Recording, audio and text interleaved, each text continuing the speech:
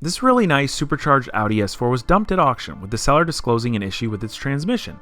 I won the car for half of its retail price, and I think it's a steal on one condition. I can fix its transmission under $1,000. The dual clutch gearbox on these cars are actually pretty robust, but they're known to have a few finicky issues which can render the cars useless. Being vaguely familiar with the platform, but seeing that this Audi was listed as a run and drive, even with its bad trans, gave me hope. I went to the auction to pick it up and... Here's the next issue. Where in the heck are the keys? Keys? Yeah, how am I supposed to drive out here? This car's got some... What the heck is going on here? Look. At the other auctions, they're strapped around the steering wheel. I mean, I literally don't see a set of keys in this thing. Come on, keys. Oh, look at that, look. There's the keys. This is like a treasure hunt. Is that a key? Oh, this is crazy. It's not a key. Okay, I think we're gonna have to get out of the car and call that special number, 1-800, help me find the keys. All right, stupidly, I just found out there is a push to start in the center console, so I move my way over to the passenger seat. Let me put my hand on the brake and see if it will work. There's definitely a key in here somewhere. Yeah, it turns out that the keys were just in the trunk. The auction representative takes them out and gives them to you as you leave the gate. Now, I got the S4 home, and after a little research, I figured there were one of three issues causing our problem. The first could be worn clutch packs. This would be caused if the prior owner did a lot of hard launches and abused the car. Clutch pack replacements would run around $2,000 and require a full removal of the transmission. Second, and more likely, would be a failed mechatronics unit. The mechatronics is the brain of the transmission and can be removed from the car while keeping the transmission installed. The only problem is it's a very expensive part at near $3,000, and your car has to go to the dealership to get the new unit programmed to the car. Third, but our most likely culprit, are the circuit boards on the mechatronics itself. These commonly fail, and Audi has actually put together a repair kit to replace the boards with updated pieces and revised hardware. This kit costs around $500 plus the price of servicing the transmission fluid and filters, which we want to do anyway considering how ours looked. After talking to a few S4 owners about the cheap circuit board replacement option, they were not very confident, and the only video I saw on YouTube of someone performing the same repair did not fix their car. But our symptoms fall right in line with the Audi service bulletin pertaining to this repair. So can the cheapest repair solution of the bunch actually work? At this point, it's kind of like asking if your marriage will last, or why only 30% of the people watching this are actually subscribed. So do me a favor and cross your fingers, hit the subscribe button, and let's fix this Audi so we can mod it up to a 500 horsepower all-wheel drive launch machine, all for less than the price of a used Kia Sonata. Hey Sam, what's up? Oh dude, chip shortage out here. Can't finish a single project because of it. Just can't get the parts. I mean, hasn't the Ferrari been sitting here a couple of years? It has to do with the chip shortage, I'm telling you. It just can't finish. Well, luckily we just got the chip for the new Audi in the mail. Whoa, it came that quick? Yeah, it's already here. The chip? Okay. To be honest, you know, maybe it doesn't have to do with the chip shortage. I've really just been spending a lot of time with my new favorite mobile game, Rise of Kingdoms. With over 60 million players worldwide, Rise of Kingdoms is an epic, real-time mobile strategy game. Pick your civilization, including the new Vikings, lead them to battle and conquer the world. This game's vast universe spans over 1.4 million square miles, so it will keep you immersed and excited every time you play. It's totally free to download, and you can do so by clicking the link down in the description box. Relive and recreate history, as with each civilization you recruit famous generals, collect resources, develop new tech, and build your dream city. Rise of Kingdoms is super fun, and it's totally free when you click my link in the description box. And when you're setting up the game, make sure you use code ROKVikings, because that's going to get you hooked up with a civilization change prop when you participate in an in-game event. And also, there's going to be another link down in the description box so you can enter ROK's iPhone giveaway. They're giving away an iPhone 12 and a 12 Pro Max and a bunch of other accessories. All you got to do is enter using that link. And of course, I got to give a huge thanks to all you that support my channel by downloading Rise of Kingdoms, and also to them for sponsoring this video. Pulled all the splash shields off our S4. We are just a few minutes away from pulling the mechatronics unit. We got Sage down here, and he took a 10-minute YouTube certification course on European cars this morning, so he is certified to do this entire repair himself. But seriously, this is a very DIY friendly job. We're going to be focused right underneath the transmission here. We've got our transmission pan, we've got our transmission cross brace in the way. We're going to start by removing that. There's just a few bolts holding it on, and then we're going to drain all the oil out. The remaining oil, we'll check its condition. If you remember when we pulled it before, there were a few metal shavings in there, which I found out seems to be kind of normal on these DSG transmissions that use wet clutches, but we'll do that. Then there's just a bunch of screws holding our transmission pan in place, and then we could get to the heart of the transmission or that mechatronics unit, and fingers crossed we're going to be able to fix it on a budget instead of replace it. All right, here we go.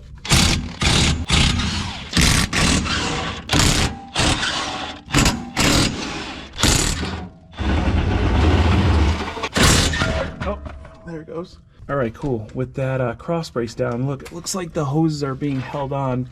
Do you see a fastener holding those on, or is it just a bracket? All right, it's out. There it is. So before we remove the pan, obviously we're going to drain the oil, but we also got to be careful whenever we lower it. I think there's a filter housing on the side here. Whatever, we'll figure that out in a second. Okay, so that's good. Watch out, this stuff's going to come out. It doesn't come out nice and like uniform. It just kind of goes everywhere. This. Cool. Perfect.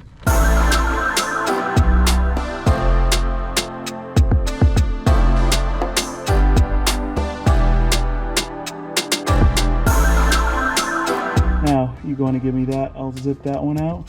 What else is holding it in? How many? We got this, or where's this one? See how it's loose? And then, yeah. All right, so just put your hand under it, and then I'll switch those to in a second. You get the last one, and then we'll both kind of hold it and tilt it back into the thing. All right, they're all out? Yep, that should be it. All right, here we go. Oh yeah, oh yeah, oh yeah. Perfect, not bad. This is the wiring harness right here that's running to the circuit board that we're gonna replace. I guess that can be one of the failure points in this thing. Sage, grab this filter and just kind of pull down, you know, shimmy it. Yeah, can you grab it and kind of pull, and just watch out because some fluid might come out. Just don't. Yeah, it's like probably held in with an O-ring, so if you just like that, oh, a lot came out. Okay, so this is the filter we're replacing. Then there's a couple on the side actually that we got to mess with. So there's one being held in, and we can mess with that before we drop anything else. All right, here's all the fluid we just pulled out of the pan. This is a 7-quart container, so we pulled out darn near 6 quarts or so. It's nice and murky, which is what I wanted. I don't want to see clean fluid from a car that just changed hands at the auction. Nobody has been in here for a little while, and I think Volkswagen Audi has like a 40,000 mile service interval for this fluid, but it's one that frequently goes overlooked because a lot of modern automatic transmissions have like lifetime transmission fluids. So you saw before when we just pulled a sample of this fluid, there were some metal shavings in there, and it turns out that's kind of common for these cars. That could have got into things and been a contributor to the faults we're having now. But either way, we're going to flush all this, do 2 brand new filters. There's 2 filters in this transmission, and hopefully our car works with just the circuit board repair. So no big chunks, but definitely a lot of glittery metal looking stuff. Now this has a wet clutch system, so the clutches are submerged in the transmission fluid. A lot of people will tell you that could be clutch material there. I don't know, it just looks really, really sparkly, like something you'd be worried about if you pulled this out of a regular transmission. Got pretty much everything loose. I've cracked 6 bolts holding our mechatronics in place. We've got the filter housing and lines going into the transmission separated. So we should just be able to take out these 6 bolts and kind of wiggle the mechatronics out.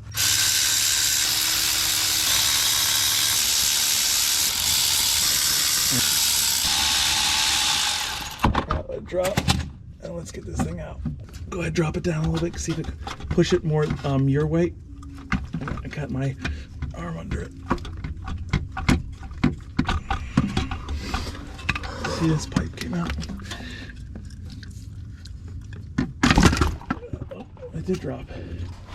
Wow, that is pretty heavy. Definitely a job better off with 2 people. Thank you, Sage. Yes, sir. Let's get this to a clean place. All right, since we do everything DIY, we do it all on a budget. All of today's parts came from FCP Euro for 2 reasons. Number 1, it's way cheaper than going to the dealership, and everything comes as part of a kit. And since they've already got these jobs figured out, you're going to get little baggies of hardware like this, which is huge because, I mean, think about it. This car's got 90,000 miles. Could you get away without replacing some oil seals? Maybe, but why chance it? when they include it for you. Plus, I always talk about it, their lifetime replacement guarantee. Everything they sell is covered under a lifetime replacement guarantee. Think about that. Aftermarket warranty companies will not even warranty suspension stuff they sell.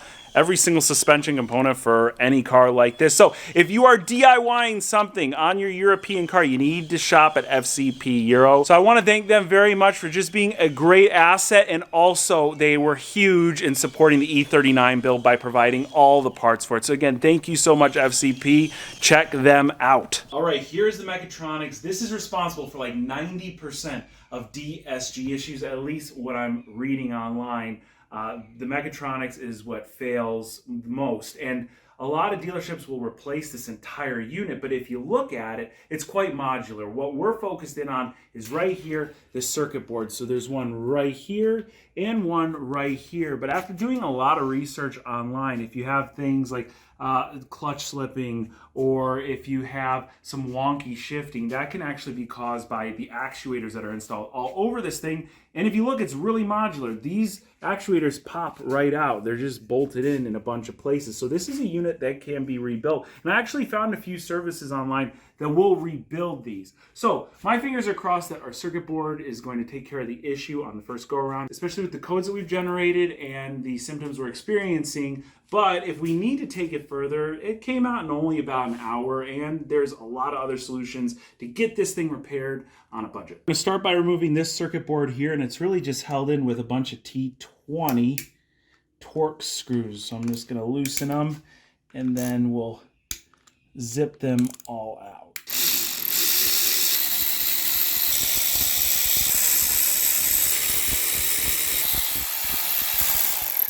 Now, I don't know how you would tell if there's any fault in this. I have no clue what this circuit board even does, but I do know that a cable like this that bends in and out, especially when it comes to just like laptops and laptop screens, you know, when the hinge opens, there's a flexible cable in there. These fail, and so I'm assuming that the majority of failures on these circuit boards have to do with the wiring themselves, and probably not with what's internal in this plastic housing here. And what I'm noticing is that there's little terminals inside here.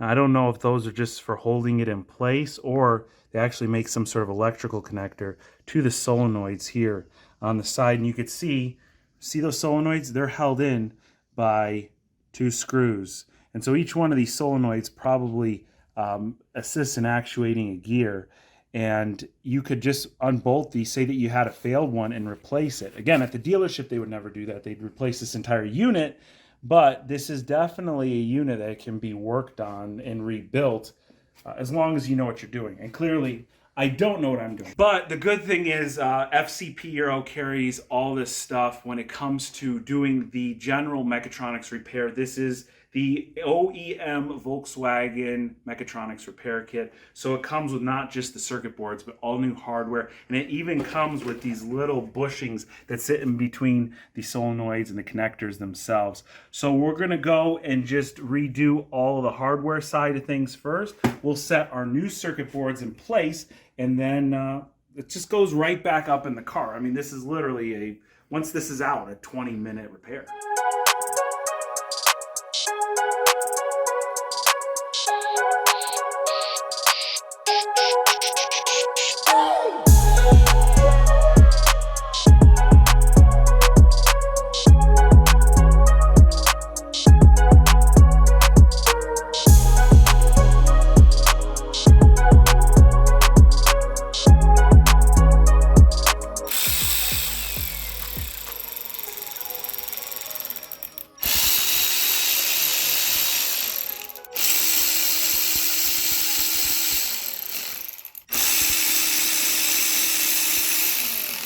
Brand new boards installed. I mean, everything looks very similar. The only thing that's different is down here on the side, the color of the actual wires are different than our old wires. If this fixes our problem, I mean, it'll be super exciting because we're gonna have an awesome car. We've got an amazing deal on it. All we gotta do is put it back in the car, refill the fluid, clear all the codes, and see what happens.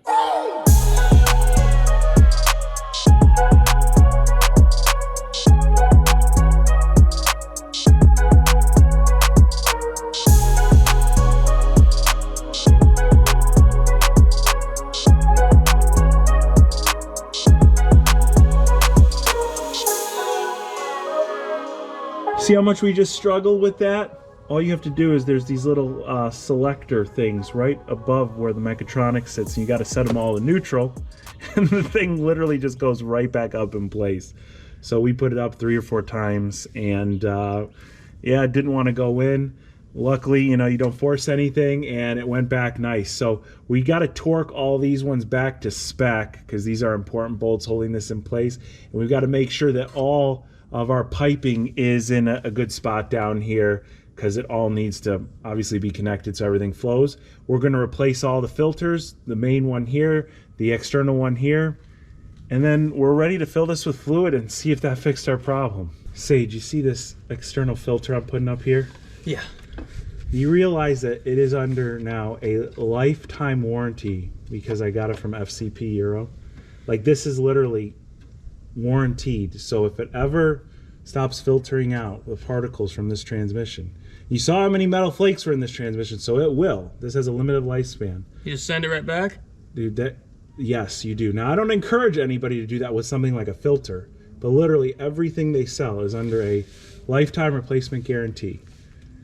And you could even do it with a filter. Everything's all back together. We're almost ready for the first drive in the S4. Sage is just refilling the DSG fluid, and this is a really easy car to do a transmission fluid service on. The filters, you saw how we did those, and then right here there's a fill plug, which Sage has the Volkswagen approved hand pump going to the bottles of DSG fluid, and FCP of course sold this as a kit. There's 7 quarts of this, and if you remember, we almost filled up our 7-quart capacity container there, so that's perfect. It's going to be probably 6 and a little bit more. Then we'll go ahead, start it up. There's a little bit of a procedure in the shop manual we're going to follow to make sure everything's filled right at the right temperature, and then we're going to clear the codes one last time, and we're going to drive this S4. Hopefully we make it more than 10 feet this time. So just so you can compare to before, this is what brand new DSG fluid looks like. Obviously there was still a little bit of metal shaving left in our pan here. This was the excess that we captured whenever we were just refilling it. And you could see how brand new, it almost just looks like a thick water. It's extremely clean and transparent where the other stuff was dark. So that transmission fluid hadn't been changed for a long time.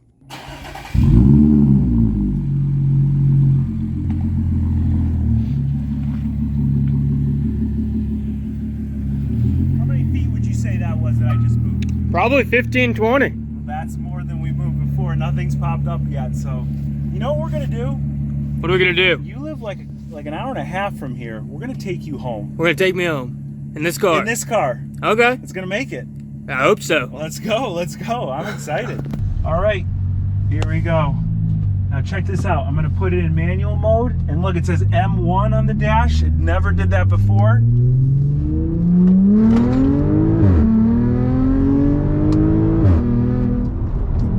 It works. It definitely works. Wow, score 1 for an auction gamble. It's been a little while since I've won a good auction gamble, and I think this one is it. Although that exhaust, okay, look, don't get me wrong, I think that exhaust sounded kind of good just now. Yeah, I know, that's what I'm saying. It doesn't sound bad. Kind of good. It's annoying when you're going 50 and it's droning, but that did sound kind of good. Here, we'll do it one more time. You think that was fast? Was that fast? Like, It was faster than before, for sure, yeah. It's nice, yeah, he's got some speed. Damn. It's really boy racer, that exhaust.